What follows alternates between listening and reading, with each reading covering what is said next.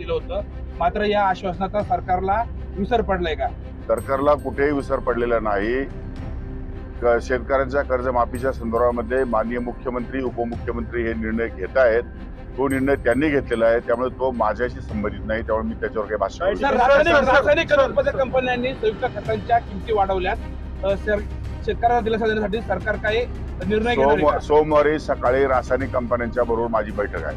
तर शेतकऱ्याला देशाचा आर्थिक विकास करताना समजला जातो, मात्र त्या शेतकऱ्याची खताच्या माध्यमातून बियाण्यांच्या माध्यमातून फसवणूक होते. आपण काय सांगतो? ज्यांची फसवणूक झाली, ज्यांनी आमच्या निदर्शनास ज्या गोष्टी आणून दिल्या त्यावरती चौकशी करून तात्काळ त्यांच्यावर कारवाई करण्याचे आदेश देण्यात आले आहेत. तर कांदा आणि दूध दरवाढीसाठी आंदोलन होतंय, काही धोरण आहे का आपल्या? तर त्यासाठी निर्यात मूल्य दर कमी करण्यासाठी केंद्र सरकारला विनंती केलेली आहे आणि राज्य सरकारने दूध दरासाठी 7 रुपये प्रति लिटर या ठिकाणी अनुदान मंजूर केलेलं आहे. ते प्रत्यक्षात त्यांच्यापर्यंत पोहोचतंय की नाही त्या संदर्भातल्या त्या दुग्ध विकास विभागाच्या अधिकाऱ्यांशी चर्चा करून आपल्याला सांगतो. तर नाफेडच्या कांदा खरेदीमध्ये घोटाळा झालाय, सरकार त्याची काही दखल घेणार आहे? सरकार त्यांच्यापर्यंत चौकशी करते. केंद्र सरकारच्या अंडर आहे नाफेड, त्यामुळे केंद्र सरकारची चौकशी करेल. सोयाबीनचे दर पडलेत, शेतकरी अडचणीमध्ये आहे, शेतकऱ्यांना दिलासा देण्यासाठी सरकार सोयाबीनची खरेदी सुरू आहे. सोयाबीनची खरेदीची मुदत वाढवण्यात आलेली आहे. बारदानाचा इश्यू होता, तो 1-2-3 दिवसामध्ये टेंडर काढल्याशिवाय बारदान घेता येत नाही. कलकत्त्याहून ते बारदान येतं, त्यामुळे 2 दिवसामध्ये बारदान उपलब्ध होईल आणि पूर्णपणे सोयाबीनची खरेदी ठरलेल्या भावाप्रमाणे करण्यात येईल. सर, उत्तर पुणे जिल्ह्यामध्ये ऊस जळताच्या घटना घडता येतात.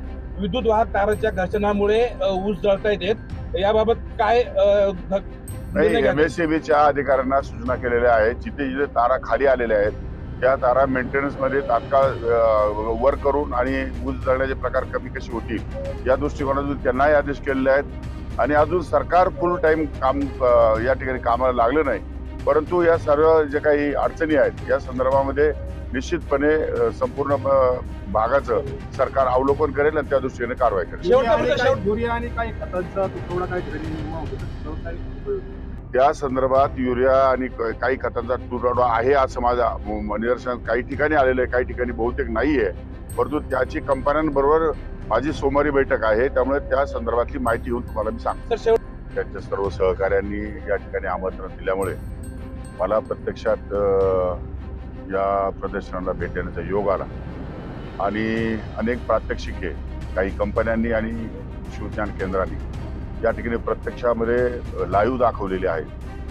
या सर्वांचा विचार केला तर शेतकऱ्यांपर्यंत या सगळ्या गोष्टी पोहोचवणं आणि जास्तीत जास्त चांगल्या क्वालिटीचं दर्जेदार उत्पादन कसं काढता येईल यासाठी त्यांना प्रोत्साहन देणं ही गोष्ट फार महत्वाची आहे. शासन त्या संदर्भामध्ये निर्णय घेईल आणि मी आता नंतर 2 दिवसानंतर बारामतीला पण जाणार आहे. महाराष्ट्रामध्ये एकूण 50 कृषी विज्ञान केंद्र केंद्र सरकारने मंजूर केलेले आहे. त्यापैकी बारामती आणि नारायणगाव आणि आणखी काही 2-4 कृषी विज्ञान केंद्र आहेत जी बऱ्यापैकी काम करतायत. परंतु काही कृषी विज्ञान केंद्रामध्ये काम अद्याप पाहिजे तसं नाहीये. त्या सर्वांचं ऑडिट करून त्या सर्वांचं सर्वेक्षण करून त्या संदर्भात योग्य तो निर्णय घेतला. तर बघा, कृषी मंत्र्यांनी सांगितल्याप्रमाणे लवकरच शेतकऱ्यांसाठी आनंदाची बातमी समोर येणार आहे. शेतकऱ्यांचा 7/12 हा लवकरच कोरा होणार आहे, तसेच त्यांना अनुदान सुद्धा भेटणार आहे.